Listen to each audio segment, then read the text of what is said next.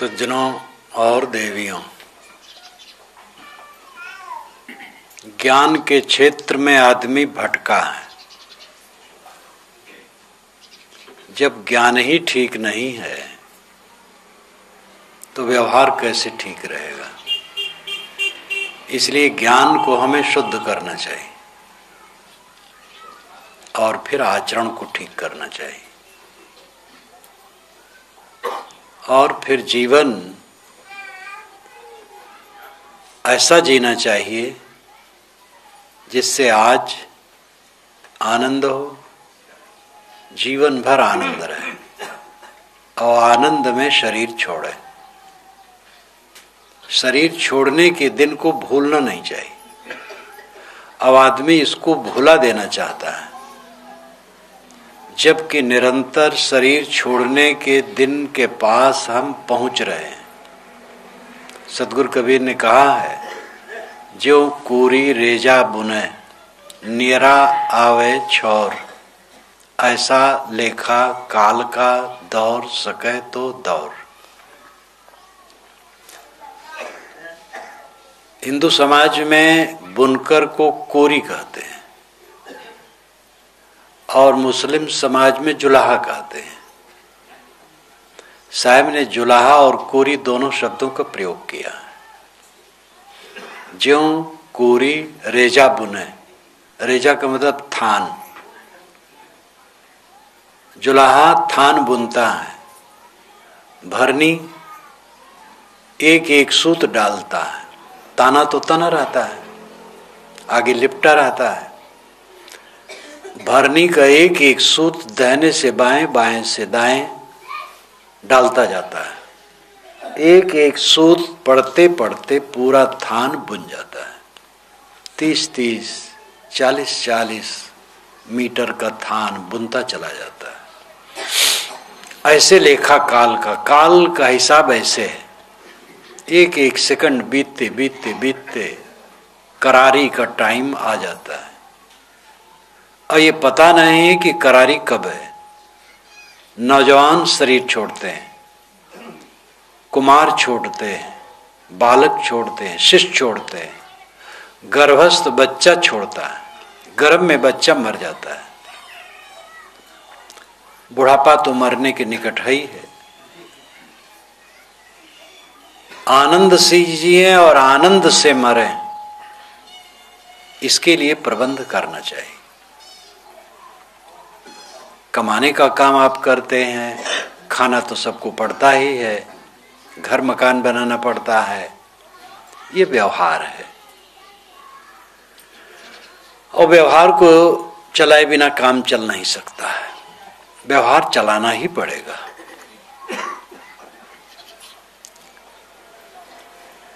लेकिन व्यवहार परमार्थ के लिए है। पहले ज्ञान ही गड़बड़ है। ज्ञान को शुद्ध करो।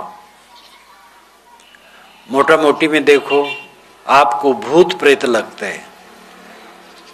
भूत प्रेत नाम की चीज कहीं कुछ नहीं है ही नहीं। भूत प्रेत आप कहेंगे लिखा है। अगर छुट्टी दी जाए तो इसमें कई लोग अपना अनुभव बताएंगे भूत प्रेत का। मैं भी अपना अनुभव बता सकता हूं, लेकिन वो सब झूठ है, भ्रम है। एक अनुभव बताऊं। अयोध्या से उत्तर कोई 50 किलोमीटर होगा, वहां मैं बहुत ज्यादा रहा करता था, आज से 20 वर्ष पूर्व। तो भादों का समय रहा होगा, वर्षा नहीं हो रही थी। सुबह कमंडल उठाया, शौच गया। गांव का मामला, सड़क के दूरी पर खेत में शौच बैठा था। वो सड़क अयोध्या को आती है, काफी चालू है। पाँव नहीं फटा था। जब मैं शौच बैठा तो कुछ देरी में मुझे लगा कि बीच सड़क पर एक आदमी खड़ा है जो करीब 18 फीट का ऊंचा है। अब आप सोच सकते हैं 18 फीट का प्रेत के अलावा कौन होगा? आदमी तो होता नहीं। लेकिन मैं जानता हूं प्रेत नाम की चीज नहीं है, दृष्टि दोष है कुछ। शौच हुआ, हाथ धोया, तब आगे बढ़ा तो लगा कि बीच सड़क से खिसक करके उत्तर तरफ हो गया। वहां सड़क पश्चिम से पूरब चलती है, अब आगे चल करके फिर दक्षिण को मुड़ जाती है अयोध्या के लिए। तो लगा कि वो आदमी खिसक करके उत्तर पाटी पर चला गया है। तब तो और भ्रम होना चाहिए कि है भूत मामला, भूते का है और भागना चाहिए। टट्टी तो हुआ ही था, उल्टी भी होती मुझे, क्योंकि सामने इतना बड़ा प्रेत खड़ा है। लेकिन मैं कहा चलो भाई क्या मामला है। आगे गया तो देखा सड़क के उत्तर पाटी पर एक पेड़ खड़ा है जो 18 फीट ऊंचा करीब होगा, और उसकी डाली काट ली गई है। डालियां उसमें नहीं है, पतला सा है, केवल ठूठ है। अगर कोई वैसा आदमी होता जो भूत प्रेत का भ्रम वाला है तो टट्टी कर पाता कि नहीं, भागता और गांव में बताता कि भैया 18 फीट ऊंचा प्रेत मैंने देखा है, उसको कैसे झूठ कहूं। ऐसे कई अनुभव हैं। अनुभव क्या है? भ्रांति। भूत प्रेत नाम की कोई चीज कहीं नहीं है, मिथ्या लोग भटकते। चिवरी का उदाहरण मैं प्राय दिया करता हूं। सन 56 में चिवरी के बंगले में मैंने निवास किया, जो नूर सिंह की कुटिया बनी। अब संत लोग वहां रहते हैं, तो वहां मैं अकेले रहता था उस समय। दर्रा में संतों को छोड़ दिया था और एकांतवास के लिए गया था। तो रात में सुबह टाइम जब ग्वाले आवे तो कहे महाराज आप यहाँ अकेले रहते हैं, ठीक नहीं है, यहाँ तो भूत प्रेत रहते हैं, आप अकेले कैसे रहते हैं? तो मैं कहूं तब अकेले कैसे रहता हूं, भूत प्रेत रहते और मैं रहता हूं।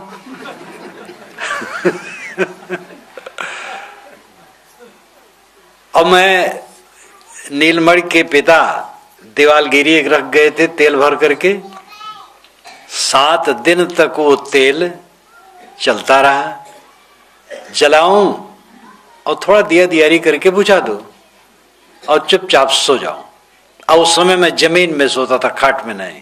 पीछे खाट आई, जमीन पर सोता था और रात भर सोता था। सुबह उठता था, शौच स्नान अंधियारे में निपटता था, जैसे आज निपटता हूं ऐसे उस समय भी। और कोई भूत नहीं मिला चारों तरफ भी। अब आज भी वहां बस्ती नहीं है। भूत प्रेत नाम की कोई चीज होती ही नहीं। दिमाग में भ्रम है तो भास खड़ा होता है। टोनही नाम की कोई चीज नहीं है और टोनहा भी कुछ नहीं है। नजर लगना झूठ है। अच्छे पढ़े लिखे लोग मकान बनवा करके तो उसके ऊपर काली खपड़ी उलट के रख देते हैं कि नजर न लग जाए। मकान बनवा लो, खपड़ी पड़ी कुछ न रखो, कुछ नहीं नजर लगेगी। नजर लगेगी तो छड़ होने लगेगा, उसमें कटने लगेगा क्या? आप कहीं चले, बिल्ली ने रास्ता काट दिया तो काम गड़बड़ हो गया। बिल्ली को उधर जाना था, चली गई। बिल्ली के निकल जाने से कुछ नुकसान नहीं है। कोई छींक दिया तो काम बिगड़ गया, कोई टोक दिया कहां जाते हो तो काम बिगड़ गया। ऐसा कुछ नहीं। दाहिनांग बायांग फड़कने से हान लाभ की कल्पना बिल्कुल झूठी है। वायु विकार से अंग फड़कते हैं। पुराणों में, महाकाव्यों में, कथाओं के माध्यम से ऐसे अंधविश्वास को जड़ दिया गया है, क्योंकि लेखक लोग भी अंधविश्वासी थे। तो कथाओं में होने की वजह से सत्य नहीं है। कथाएं आती हैं रामायण में, महाभारत में, पुराणों में, तो ये ऐसा हो रहा है तो इतने में कोई छींक दिया तो कहा रे सावधान हो जाओ, तो छींक आ गई तो कहीं कुछ हो गया। ऐसा कुछ नहीं। जो किताबों में सब लिखा है तो सबका सब सच नहीं है। लेकिन सब झूठ नहीं। झूठ होने से उसमें कुछ पूरा ग्रंथ का अनादर न करो, और सच होने से उसमें झूठ का भी आदर न करो।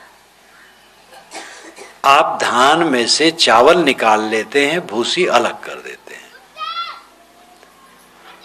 जब बोरिंग करते हैं तो सफाई करते हैं, साफ पानी लेते हैं, जब तक कचरा आता है नहीं लेते हैं। सोना चांदी सुनार साफ करके लेता है। हर जगह शुद्ध करने की परिपाटी है। ज्ञान को भी हमें शुद्ध करना चाहिए। देवी देवता प्राणी हैं। देखो यहां इधर देवियां बैठी, इधर देवता बैठे हैं। ऐसे देवी देवता कहां मिलेंगे? और इनको हम देवी देवता नहीं मानते हैं। जो बोलते डोलते नहीं उनको देवी देवता मानते हैं, और जो बोलते डोलते हैं उनको देवी देवता नहीं मानते। जिनको देखते हैं उनको भगवान नहीं मानते, और जिनको भगवान मानते हैं उनको देखते नहीं। ऐसी उल्टी बुद्धि में किसी का हित नहीं हो सकता। जो दिखाई देता है समाज प्राणियों का, ये भगवान का स्वरूप है। विराट स्वरूप भगवान आपने कभी सुना होगा।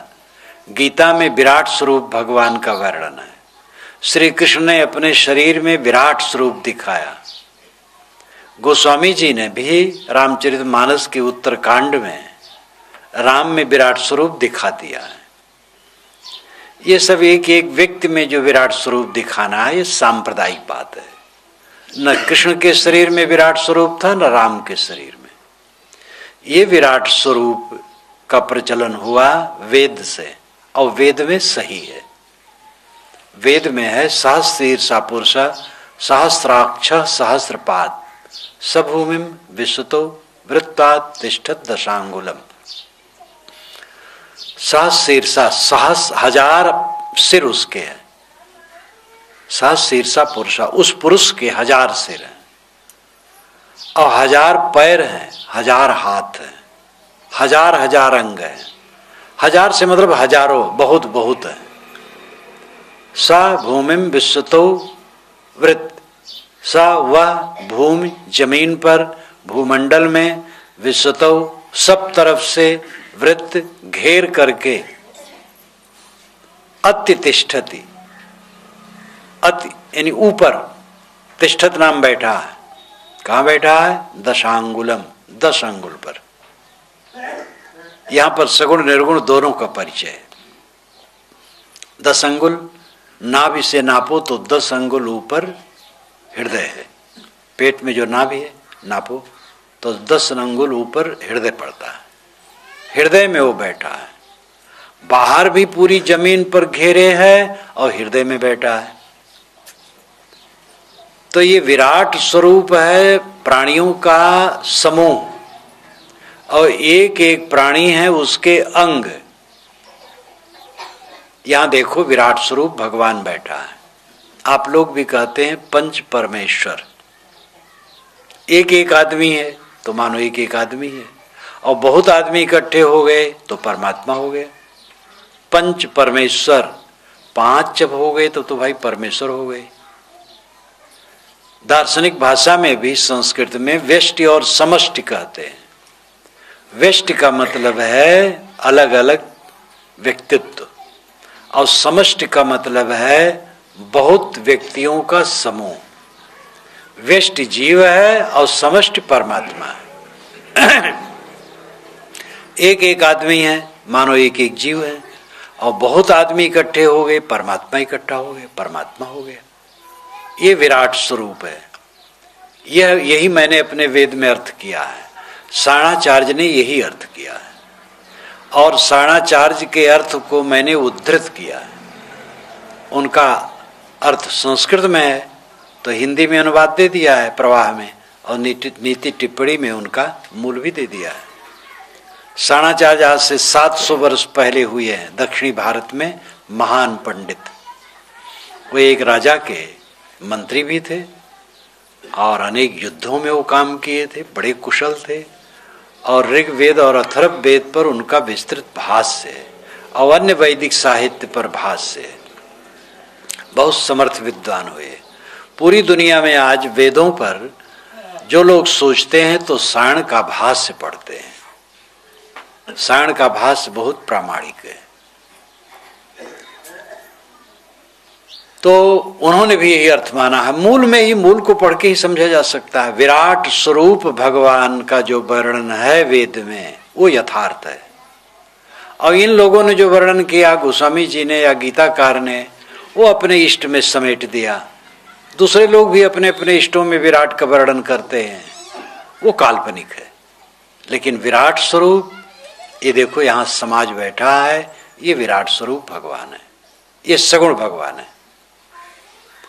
और अतितिष्ठत दशांगुलम, 10 अंगुल के ऊपर जो बैठा है हृदय में, वो निर्गुण है।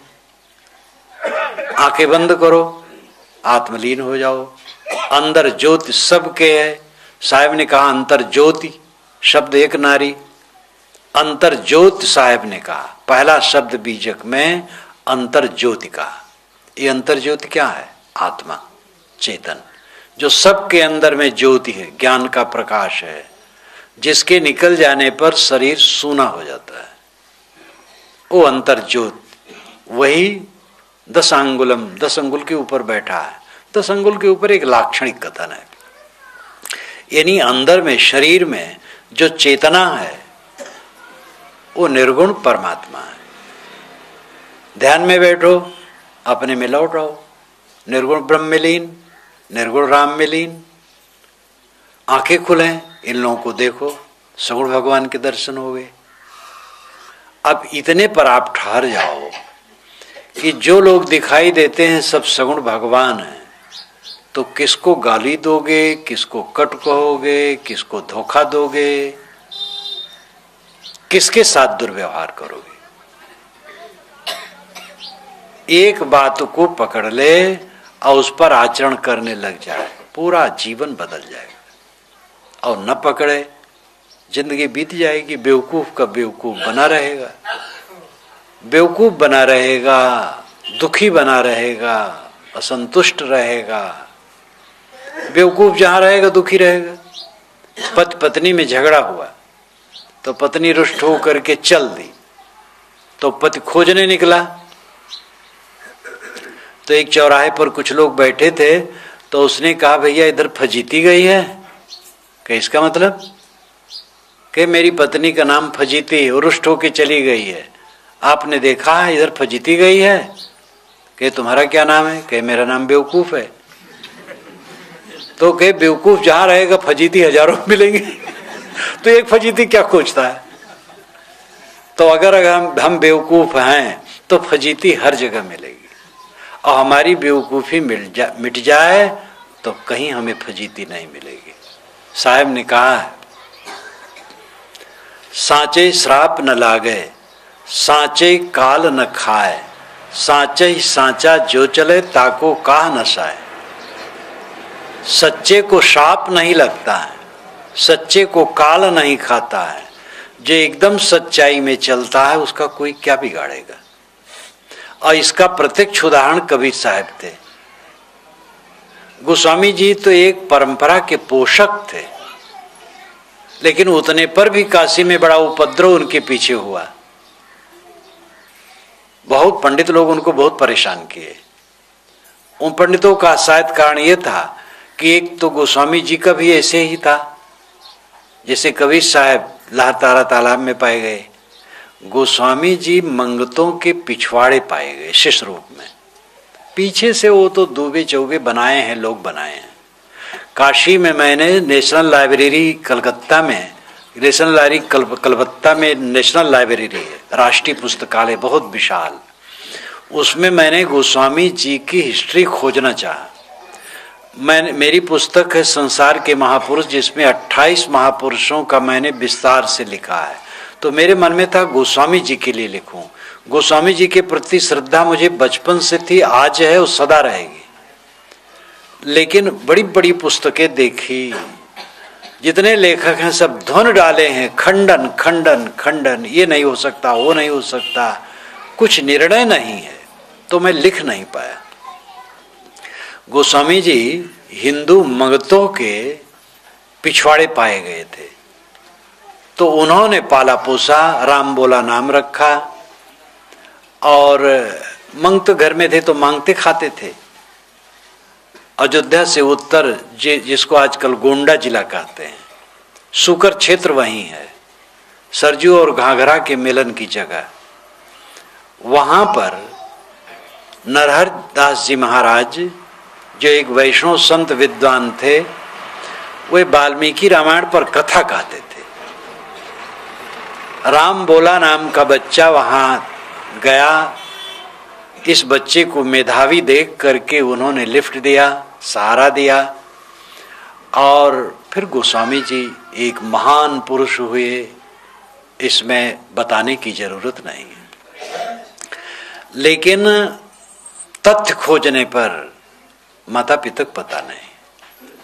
इलाहाबाद के एक वरिष्ठ वकील ने मुझे सन 76 में बताया था कि गोस्वामी जी के विषय में तो मुकदमा यहाँ चल पड़ा है 2 पक्षों में, तो ये सिद्ध हुआ, जजमेंट हुआ है कि उनके माता पिता को पता नहीं। कबीर साहब के विषय में यही है, लार तारा तालाब में पाए गए। कबीर पंथी कहते हैं, पौराणिक कबीर पंथी की वह कमल फूल पर प्रकट हो गए आकाश से आकर के ज्योति रूप में, और मगहर में उनकी लाश ज्योति हो गई, फूल हो गया। फूल पर प्रकट हुए और फूल में लीन हो गए। सीता जी के विषय में ऐसा है, पृथ्वी फोड़ के निकली और पृथ्वी में समा गई। महाराज राम के लिए भी है कि क्षीर भोजन से पैदा हुए, खीर खा करके गर्भवती हो गई स्त्रियां और वहीं से बच्चे हुए।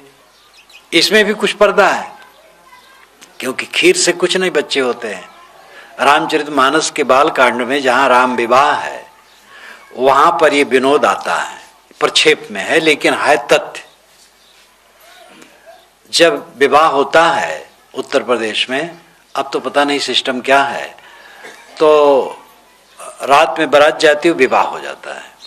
दूसरे दिन मर्यादा रखते हैं, उसको मर्यादा कहते हैं, तो दूसरे दिन वहीं सब रहते हैं। तीसरे दिन विदा होते हैं जलपान के बाद। तो दूसरे दिन शाम के टाइम दूल्हा घर में बैठाया जाता है स्त्रियों के बीच, वहां पुरुष नहीं होते हैं और बूढ़ी भी नहीं होती हैं, युवती स्त्रियां होती हैं, आपस में हंसी विनोद चलता है। गोस्वामी जी ने यही पुट लिया, अथवा अगर प्रक्षेप वालों ने किया तो वही रस्म के अनुसार लिया। तो उसमें आता है, अति उदार कर तूतिदार सब अवधपुरी की बामा, खीर खाए पैदा सुत करती पति कर कछु नहीं कामा। जनकपुर की स्त्रियां विनोद करने लगी राम पर कि अयोध्या में स्त्रियां बड़ी उदार होती हैं, वो एक पति में बधी नहीं रहती हैं। अति उदार करतूतिदार और चमत्कारी होती हैं। अति उदार करतूतिदार सब अवधपुरी की बामा, अवधपुरी की युवती स्त्रियां बड़ी उदार बड़ी चमत्कारी होती हैं।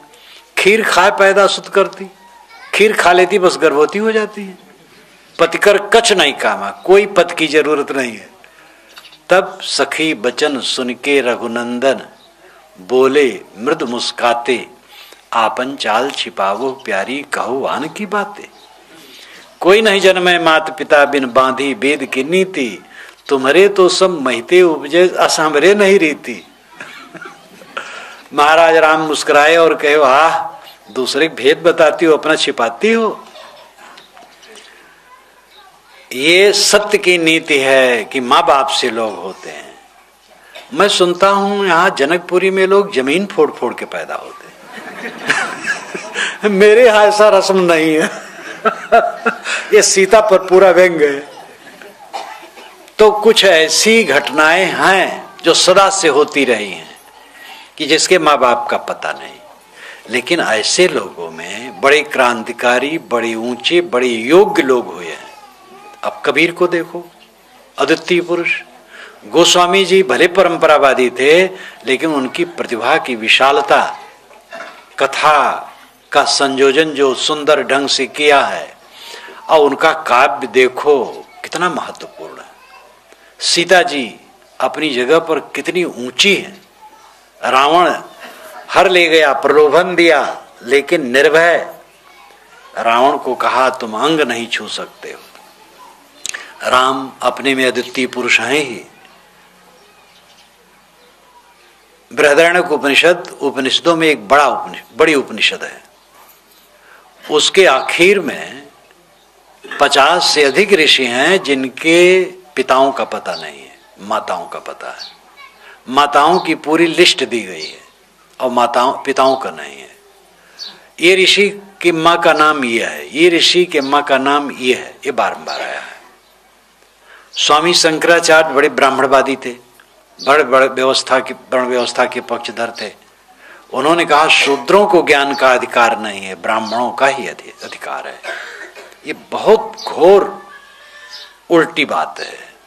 मानव मात्र को ज्ञान का अधिकार है, लेकिन स्वामी शंकराचार्य जैसे बुद्धिमान विद्वान पुरुष परंपरा में जकड़ करके ऐसी गलत बातें कहे और घोर पक्षपाती थे वर्ण व्यवस्था के।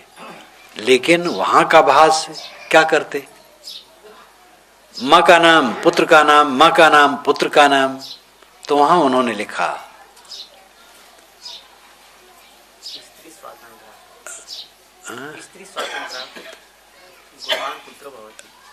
स्त्री स्वतंत्र नहीं, दूसरा शब्द है स्त्री प्राधान्यात्। हाँ, स्त्री प्राधान्यात् गुणवान पुत्रो भवतीत। ये मन का दफ्तर भी है, इसमें कागज खो जाता है फिर मिल जाता है। स्त्री प्राधान्यात् गुणवान पुत्रो भवतीत। स्त्री की प्रधानता होने से गुणवान पुत्र होते हैं। यहां पर उनकी सारी वर्ण व्यवस्था चौपट हो गई। वे स्वयं हस्ताक्षर करते हैं कि अगर स्त्री की प्रधानता रहे तो गुणवान पुत्र पैदा होंगे। तो स्त्री की प्रधानता का अर्थ ही है कि एक पुरुष में नवधि हो, जहां से चाहे गर्भ धारण कर ले। और पहले ऐसा जमाना था जिसको मातृ सत्ताक वंश कहते हैं। माता का महत्व था, बच्चा मां के नाम से जाना जाता था, पिता का महत्व नहीं था। धीरे धीरे विवाह प्रथा बढ़ी और विवाह प्रथा उचित है। तो गोस्वामी जी के प्रति भी यही बात थी, इसलिए पंडितों ने उनको भी इसको लेकर। और दूसरी बात, वाल्मीकि रामायण की जो कथा है रामचरितमानस की कथा से बहुत अंतर है। अवतारवाद को लेकर के इन्होंने कई नई नई योजनाएं बनाई हैं, इसलिए पंडित नाखुश थे। तो मतलब परंपरा की बात कहते हैं तो भी इस प्रकार धक्का मुक्का गोस्वामी जी कहे। और कबीर साहब तो एकदम परंपरा से भिन्न, सत्य केवल कहते, केवल सत्य। अपनी बात कुछ ऐसी रखते ही नहीं है जिसमें झूठ मिलाना पड़े। ये कबीर की विशेषता है। लेकिन कबीर को कोई कुछ नहीं कर पाया। मान उनके शरीर के लिए कुछ करता भी तो क्या होता। सुकरात की कथा है, ईसा के 400 वर्ष पूर्व करीब करीब सुकरात हुए हैं यूनान में एथेंस नगरी। और वहां पर करीब करीब 12,000 की जनसंख्या कुल थी। और एथेंस से ही एक राष्ट्र मान लिया जाता था। छोटे छोटे नगर होते थे, उसको राष्ट्र मान लिया जाता था। इतने लोग गुलाम थे वहां, 10-12 हजार गुलाम थे और 10-12 हजार नागरिक थे। और उसमें सुकरात नाम के एक महापुरुष हुए जिन्होंने पूरी नगरी को आंदोलित किया। वे घर से निकल जाते थे और नौजवानों को कहते थे, जहां थोड़ा लोग होते थे खड़े हो जाएं, बैठ जाएं। जिस देवी देवता को पूजते उसकी सत्यता समझते हो? तुम कौन हो? क्या कर रहे हो? क्या आचरण चाहिए? जीवन के लिए क्या बंदोबस्त किया? एक आंदोलन हो गया था। तो वहां पर राजपुरुषों ने और पुरोहितों ने मिल करके उनको गलत सिद्ध किया कि ये तो नास्तिकता का प्रचार करते हैं। और वो निर्भय थे, कबीर जैसे खरे कहते थे। तो करीब करीब 500 लोग बैठे निर्णय करने के लिए। वहां का गणतंत्र ऐसा था। और लोगों ने सिद्ध किया कि इनको विष पिला दिया जाए, इनका जीना अच्छा नहीं है। इनके लिए विकल्प यह है, अगर जीना चाहते हैं तो एथेंस नगरी छोड़ करके अलग चले जाएं, अथवा यहां ही रहें लेकिन मौन हो जाएं, बोले ना। सुकरात ने कहा कि दोनों नहीं हो सकता है। मैं हाड़ मांस के शरीर को बचाने के लिए नगर छोड़ दूं? देश छोड़ना क्या था, रायपुर छोड़ करके बिलासपुर चले जाएं, इतने दूर। लेकिन वो महापुरुष इसको समझा बिल्कुल गलत। मैं ऐसा नहीं जाऊंगा, इस शरीर को बचाने के लिए मैं अलग जाऊंगा। न बोलूं, सत्य को कैसे नहीं बोलूं, मौन हो जाऊं, ये कायरता। उस दोनों अस्वीकार दिया। तब जब भरी सभा में ऑर्डर हुआ कि आपको अमुक तारीख को विष दिया जाएगा, उन्होंने कहा मुझे स्वीकार है। ये कौन जानता है कि जीने में अनंत सुख है कि मरने पर, और मरने से स्थिति अच्छी होती है कि जीने पर।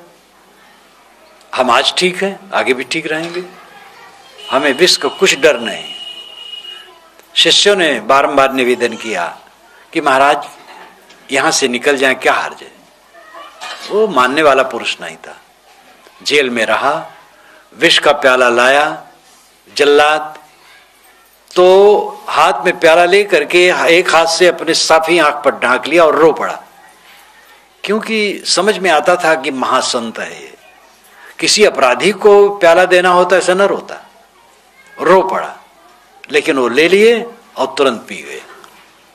पी करके तो वहां के अधिकारियों ने बताया घूमते रहिए, तो घूमते रहे अंदर में जेल के, और बाहर लोग खड़े थे, उनके शिष्य और बहुत से लोग। घूमते घूमते उपदेश देते रहे, ये शरीर मरेगा, मैं नहीं मरूंगा। कुछ शिष्य रोने लगे, स्वाभाविक था। उन्होंने कहा तुम रोते क्यों हो, क्या मैं उपदेश किया हूं, मैं शरीर हूं। जब पैर लड़खड़ाने लगे तो अधिकारियों ने कहा बैठ जाइए, बैठ गए, लेट गए, शरीर छोड़ दिए। सुकरात को जहर दिया गया। जहर देने वालों को कोई नहीं जानता, और सुकरात के विषय में हजारों पुस्तकें अनेक भाषाओं में उन पर लिखा गया। सुकरात ने खुद कुछ नहीं लिखा, उसका शिष्य प्लेटो हुआ, और वो 20-22 बरस की उम्र में उससे जुड़ गया था, और 8 बरस तक वो इर्द गिर्द रहा। खूब बारीकी से सुकरात को उसने देखा था। तो उसने जो कुछ लिखा उसी से और एक दूसरे लेखक से उसके विचार, उसके जीवन सब कुछ पीछे फैला। फिर प्लेटो का शिष्य अरस्तु हुआ, उसने और विस्तार किया, और सुकरात का ज्ञान केवल यूनान में नहीं पूरे यूरोप में गूंजा, और आज भी पूरे विश्व में उसका आदर होता है। सांचे श्राप न लागे, जो सतपथ में चलता उसको कोई डिगा नहीं सकता। सतपथ के पथिक बनो, अन्यथा कहीं कुछ नहीं होता है। जो कुछ होता है सृष्टि क्रम के अनुकूल होता है। न दूध खीर खाने से कोई गर्भवती होती है, न कमल के फूल पर कोई पैदा होता है, न जमीन फोड़ के कोई पैदा होता है, न आकाश से कोई आता है। सब माँ बाप से पैदा होते हैं।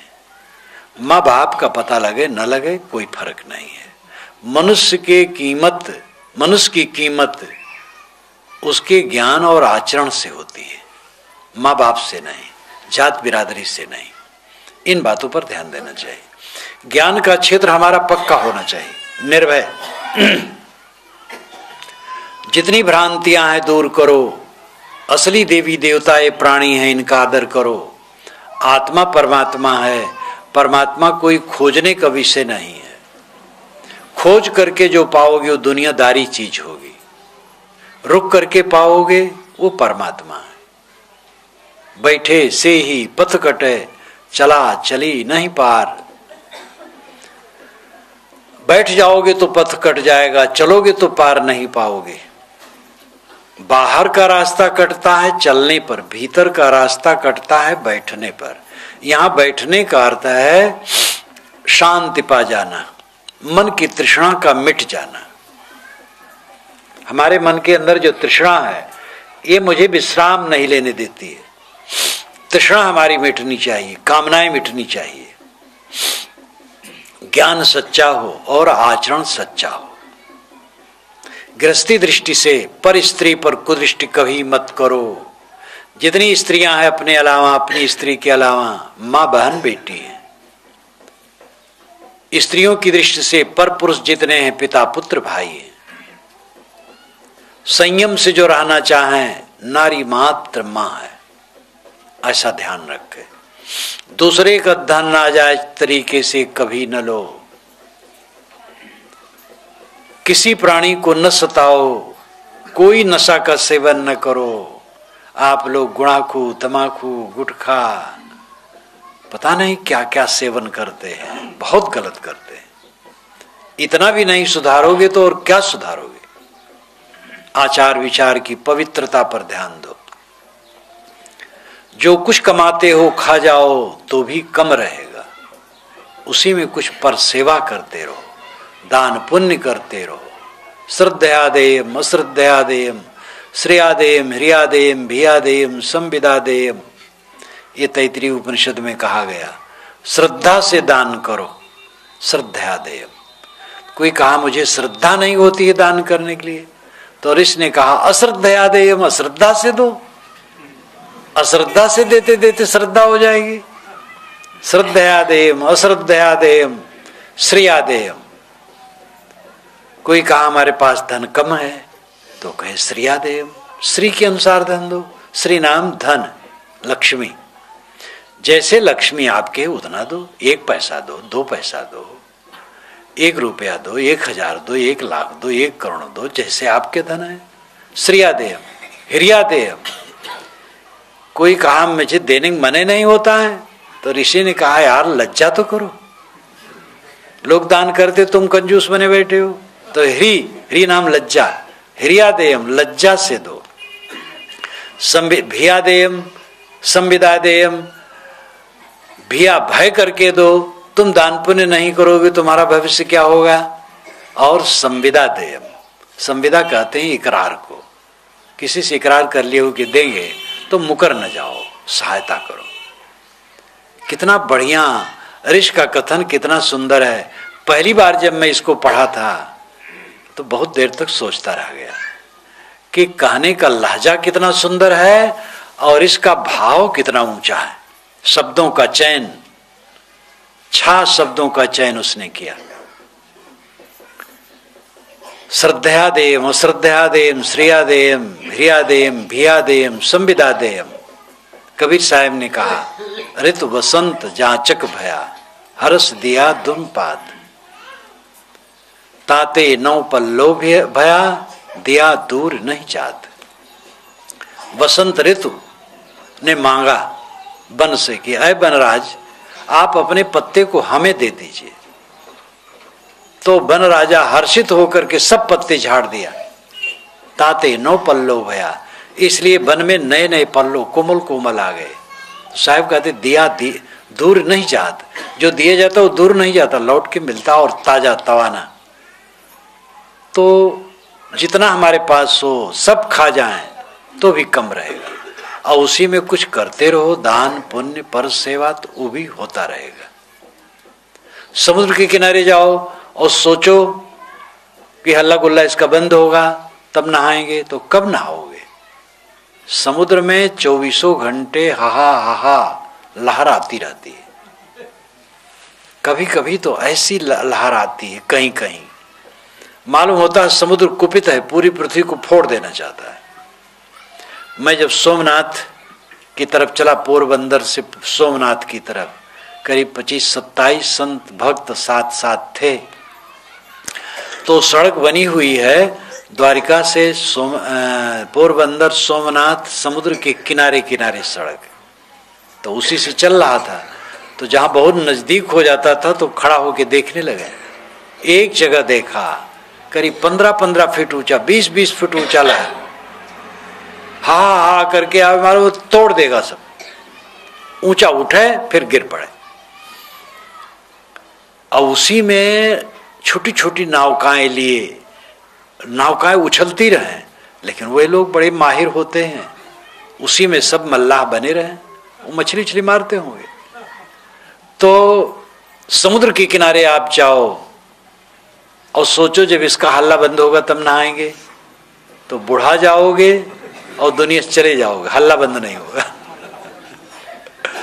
ऐसे सोचो कि सब व्यवस्था हम कर लेंगे तब दान पुण्य सेवा करेंगे, सब व्यवस्था कभी होगी ही नहीं। उसी में करते चलो, किसी को दुखाओ ना, जो बन सके स्वयं सेवा करो। ये सब पवित्र आचरण है। और अंतिम रहनी अपनाओ, इस संसार से जाना है, कोई बच नहीं सकता। साधु गृहस्थ स्त्री पुरुष कोई बच नहीं सकता। राजा प्रजा सबको जाना, सबका घाट एक है। तो पहले से प्रबंध करना चाहिए। करो रे मनवा दिन की तदवीर, जब जमराजा आने पड़ेंगे नेक धरत नहीं धीर। मुंगरिन मार के प्राण निकासत नयनन भरी है नीर। यमराज कौन है? अपने मन का मोह, अपने मन की वासना। मृत्यु के समय अगर पीड़ा होती है तो यही होती है, हमारा सब छूट रहा है।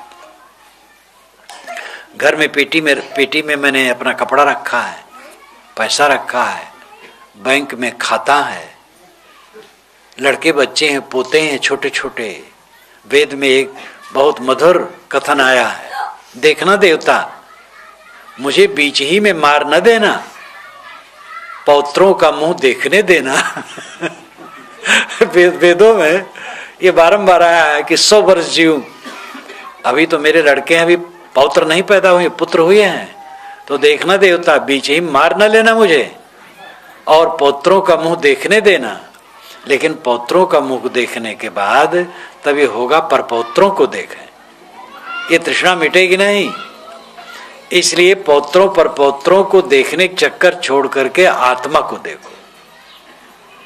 आत्मा आत्मा के साथ है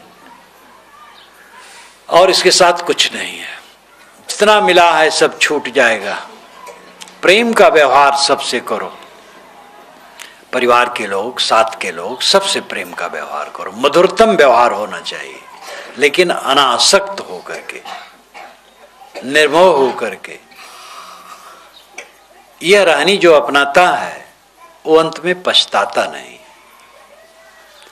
जिसने पहले ही समझ लिया कि हम विदेश में बैठे हैं, परदेश में बैठे हैं, ये सब परदेश है, इंद्रियों का देश परदेश है, इंद्रिय और मन से प्रतीतमान सारा जगत परदेश है, और अपना देश आत्मदेश है।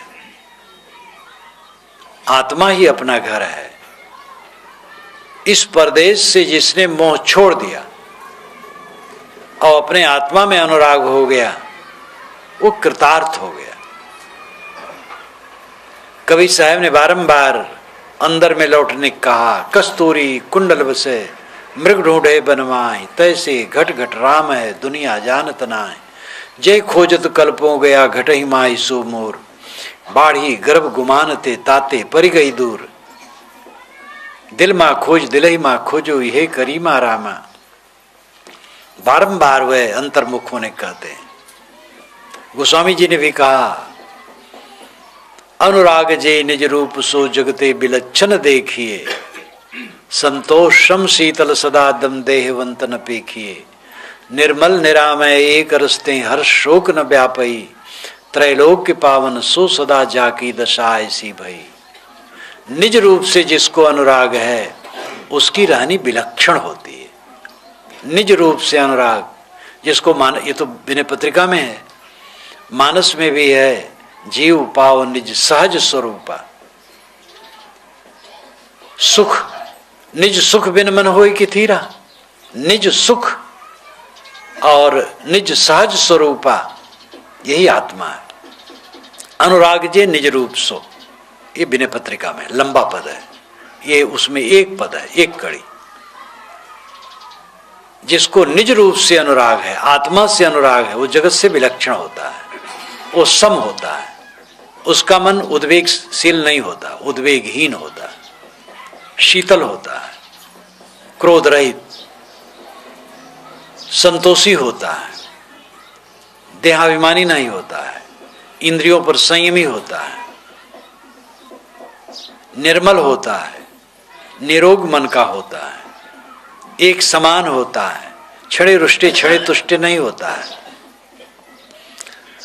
काम क्रोध से दूर होता है, त्रैलोक्य पावन होता है, मनोविकारों से रहित ऐसा आदमी आपके बीच में हो जिसके मन में कोई विकार नहीं, निर्मल है, आत्माराम में मगन है, तो आप लोगों के लिए वो बहुत बड़ा वरदान है। ऐसे संत आपके बीच में आवें, चाहें, रहें, आप उनसे मिलें, आप धन्य हैं। त्रैलोक्य पावन सो सदा जाकी दशा ऐसी भई। छोड़ना है दुनिया, सारा संसार, सबको छोड़ना है, कोई बचेगा नहीं। इसलिए मोह छोड़ करके उसकी तैयारी सब करो। उसकी तैयारी न करना घोर प्रमाद है। अहन्य भूतानि गच्छन्ति यमालयम शेषा स्थावर में चंद के माश्चर्यमतः परम। रोज रोज प्राणी अवलोक को जाते हैं, लेकिन जो यहाँ हैं वो यही चाहते हैं हम यहीं रहें। ये कितना बड़ा आश्चर्य है।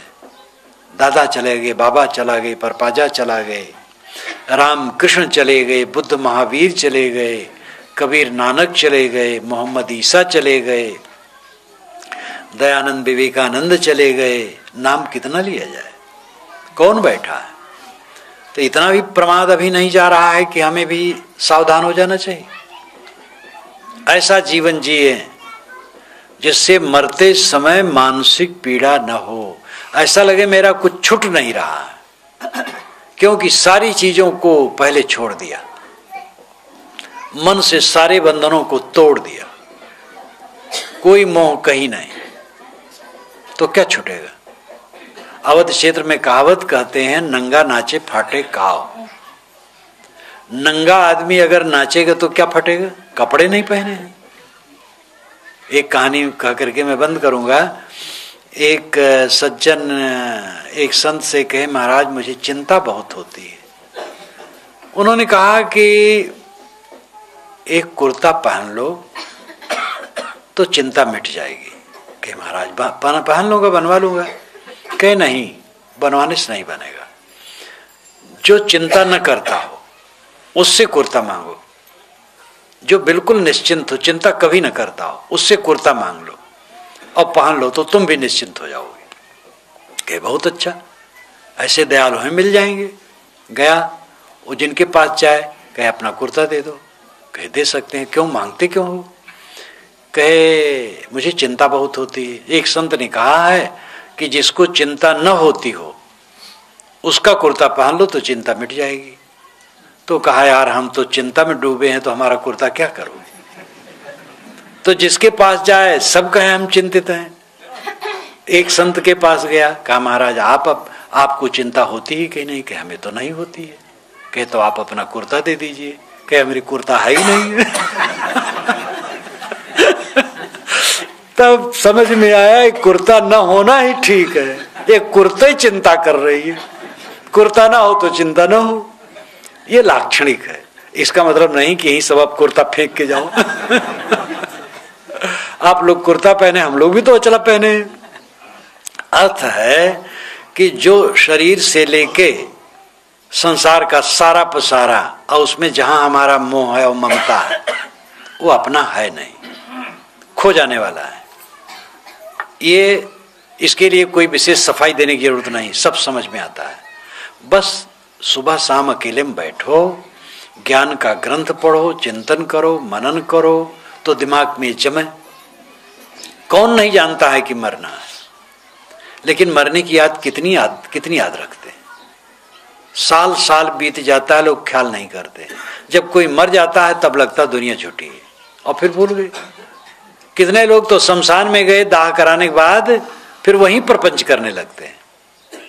तो जब अकेले में रोज बैठो, सुबह बैठो, शाम को बैठो, एक एक घंटा ज्ञान ग्रंथों का अध्ययन करो, चिंतन करो, मनन करो सच्चाई पर, तब ज्ञान स्थिर होगा मन का मोह टूटेगा और इसी जीवन में आनंदित रहोगे।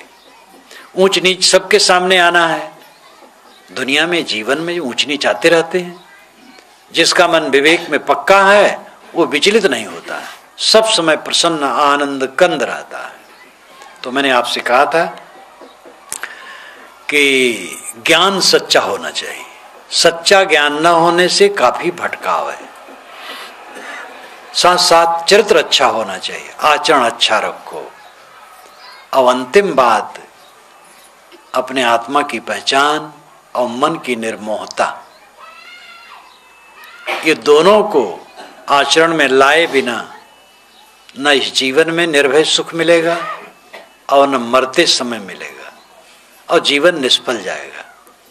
इसलिए सत्संग में लगो, अध्ययन मनन करो, साधना करो और अपना कल्याण करो।